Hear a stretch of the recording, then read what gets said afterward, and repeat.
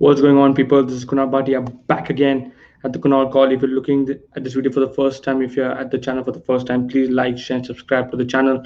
And let's get right to it. I was supposed to be joined by Prince, but we had some delays, and he will come for the next video. Let's go to the first topic, which is Southampton versus Manchester United. For me, one of the best games I've seen this season. We were 2-0 down, and I didn't think we could win. I'll be very honest with you. Like, I didn't think that this team had the capability to come from 2-0 down to win 3-2. But there was one man who changed everything. That was Edinson Cavani. He was the man. He was the guy, and you could see that with Greenwood going off and Cavani coming in, there was a bit of a change in attitude because obviously Greenwood is not that experienced compared to how Cavani is. And then when Cavani was playing with Fernandes and Rashford, and there were certain movements happening, and we were very confident in terms of like winning the match, and we were really happy. Like I was really happy. I was jumping so much when we won that match. But you have to give a lot of credit to Solskjaer also because he made the change at halftime. He saw Greenwood was not playing well, and he did it. He did it. He didn't make any of the what do you say? He didn't wait for things to go more worse, but he took the chance, and Cavani really nailed it, and he was really good in. Obviously, his movement is impeccable, and you don't really know where he's going to be. But the point of the matter is that he anticipates that something bad will happen to the opposition, and he can get an advantage to score the goal. And that's the good thing about United, that they signed a player like him because he is an experienced player. Whatever people say that he's not good enough and he's old and this and that, but yesterday he showed what he is.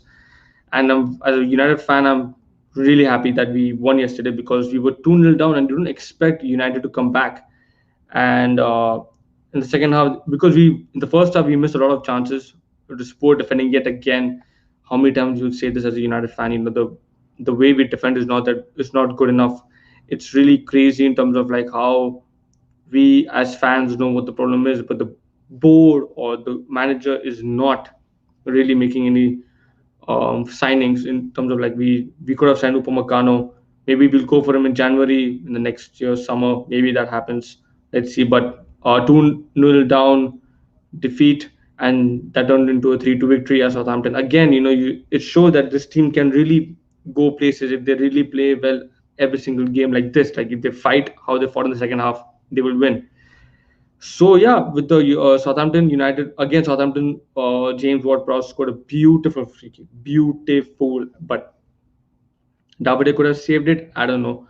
It was a very very precise free kick, compared to what other people, have those free kicks taken in the first place. And then Davide got injured, and then Dean Henderson came on. He made some good saves, kept the team in the game, and then we built some confidence. And then the Cavani show happened, and we won 3-2 away, which is a very good thing. We're the first team to win 4 consecutive away games from losing point. It's the first time it's happened, so that's a good thing. It's a very positive thing and it shows that the manager is not under pressure because the players are fighting for him. The players are really giving everything they have for the manager, and it's nice. It's nice to see that the players are not like hiding behind the manager's back. They're really going for it. They're really believing in the manager, and that's what you want as a United fan. Like you want to see the players fighting for the club, fighting for the manager, play for the badge, and that's what we want. And that's what we did. We won 3-2, but we need to get better defensively. We have PSG coming up in the Champions League. A draw or a win would be great. We survived the group of death, so let's hope for that. Let's hope for a good performance and let's hope for a win. That's the main thing. The next topic is Arsenal versus Wolves. Arsenal losing again at home. Again, they're so bad. They're so bad. And after they defeated us at Old Trafford, yes, which they played well, but we also were so bad.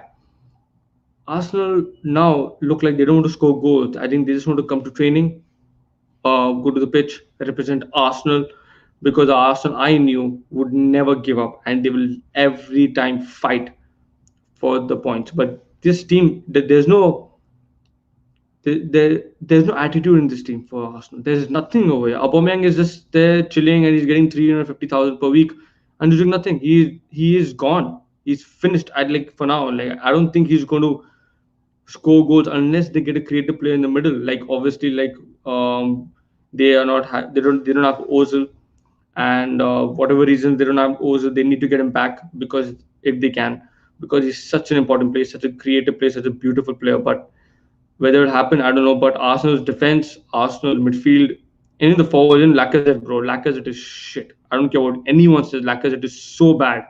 Like he misses so many chances, so many, and then people say he's better than Martial and all. Martial scored more goals than Lacazette, and it's a fact. And Martial is more clinical than Lacazette. Lacazette is so many times he will miss the chances, so many times, and that's not a striker. So Arsenal in the mud again. They're facing Tottenham this Sunday, and I just want Tottenham to win against Arsenal. I just want Arsenal fans to really be aware that their club is finished. Their club is finished. Mikel Arteta is not winning games. As much as I understand the fact that people say that we should give the manager a time, he needs to win games. Roy Keane said, "I want to give the time to the manager, but he needs to win games," and that's a fact.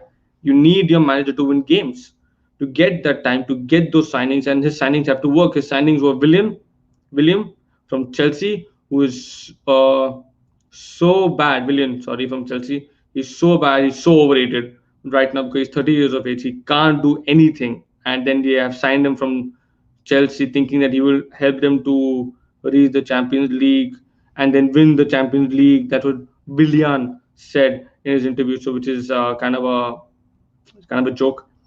And they signed Gabriel. Obviously, he's a brilliant player, one of the best centre backs right now in the Premier League, and he is the only saving grace for Arsenal at this point of time.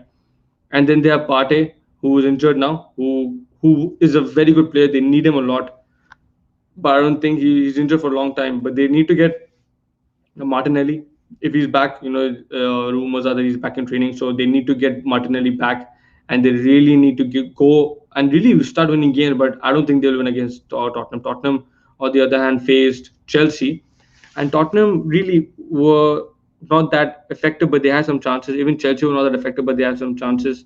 The game was at Stamford Bridge, so maybe Mourinho went over there to get a point is good enough, which is actually is because now they're top of the table. But they had chances to win, but they didn't. Even Chelsea had some chances to win, but they didn't. But Spurs are real contenders. People are saying Mourinho is not good enough, but I really believe that Spurs are real contenders, and he can actually really put his experience on the Tottenham side, which is a good squad. It's a very good squad compared to what he had at United when he arrived there at the first place. And he has made the squad stronger, and that's not what he did at United. The United board didn't back him with the signings in his third year, but the squad was already depleted at United. It was not as good as how Tottenham squad was when Jose Mourinho arrived there for the first time. So I really believe that Tottenham they are going to be in the top four race. I think they're going to come top four definitely, but you know, will they win the Premier League? It's possible. It's possible. Will Liverpool drawing against Brighton and getting their main one of the main experienced players, James Milner, injured, and obviously Klopp was pissed off over the fact that his player got injured again. And obviously, we saw people are complaining about the fixture rule and stuff like that, fast substitution and all that stuff. What do you think about that? If you have any advice, if you have any, or you say, if you have any views on that, please comment on this video.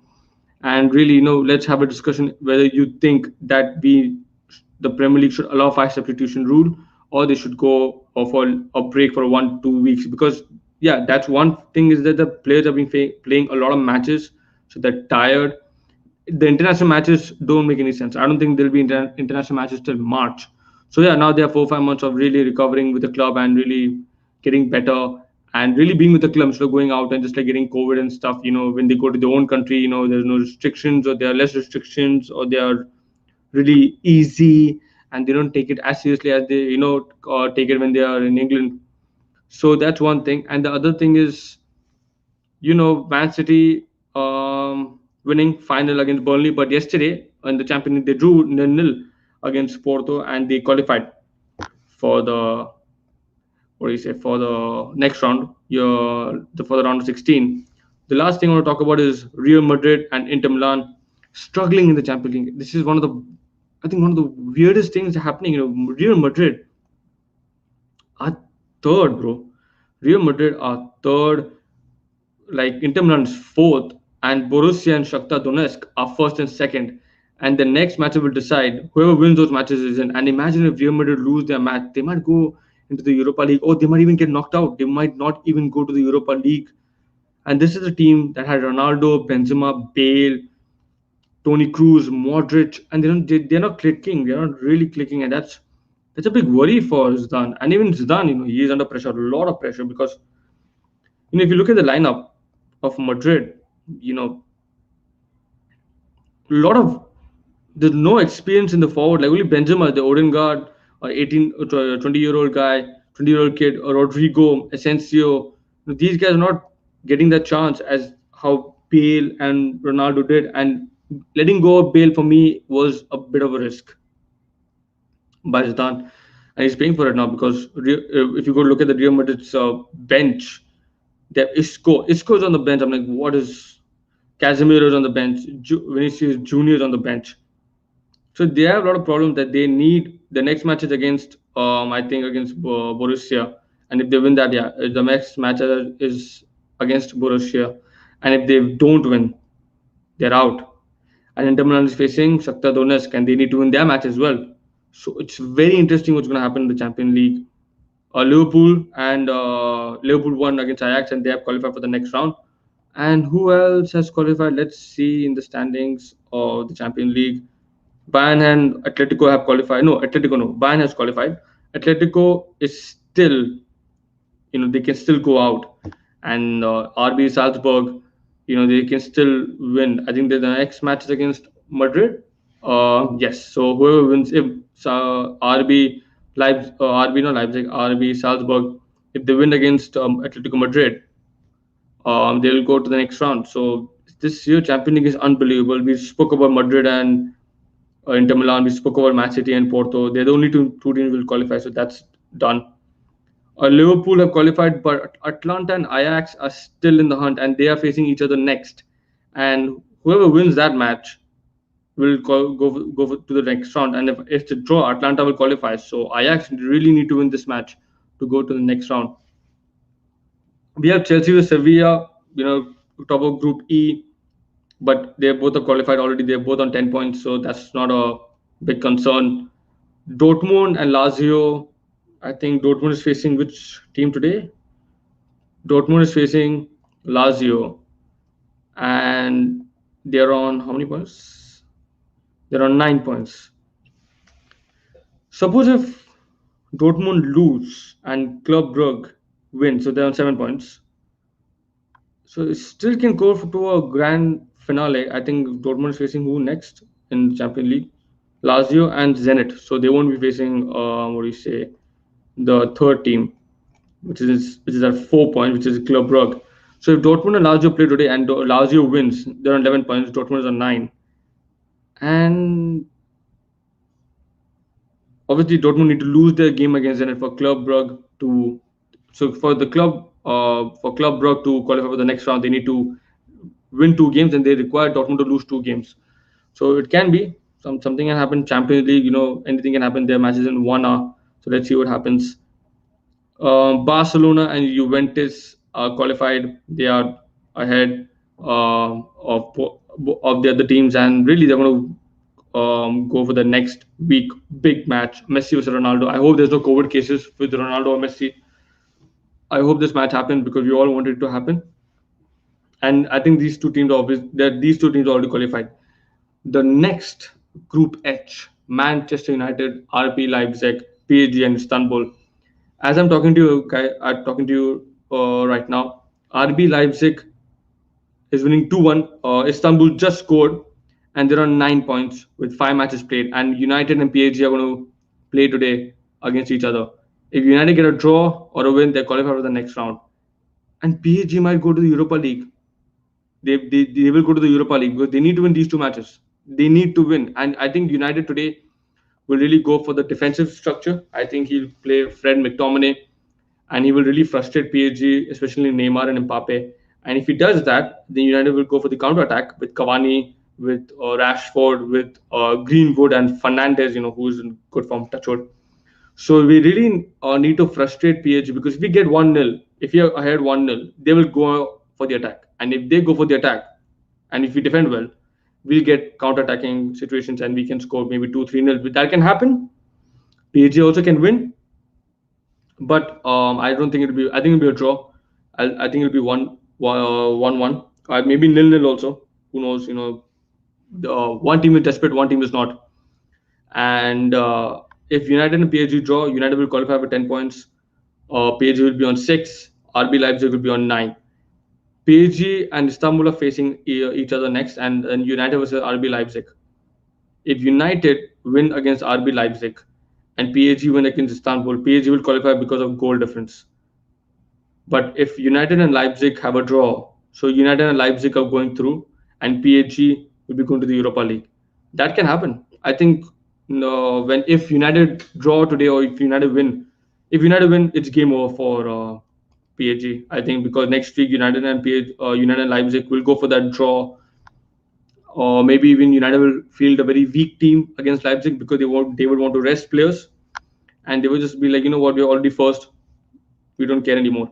Like if United win today, they'll be on 12 points, and if RB Leipzig beat them next week, they'll be still second because of the goal difference, because of the final hammering that we did against Leipzig. So really interesting things happening. Let me know what you guys think about the Champions League. Who's going to win the Champions League? What is the biggest shock you have seen in the Champions League? Take care, God bless, and see you, and stay safe, guys. And always remember, we are coming back every single time United play. So thank you for watching. Take care, God bless, and see you.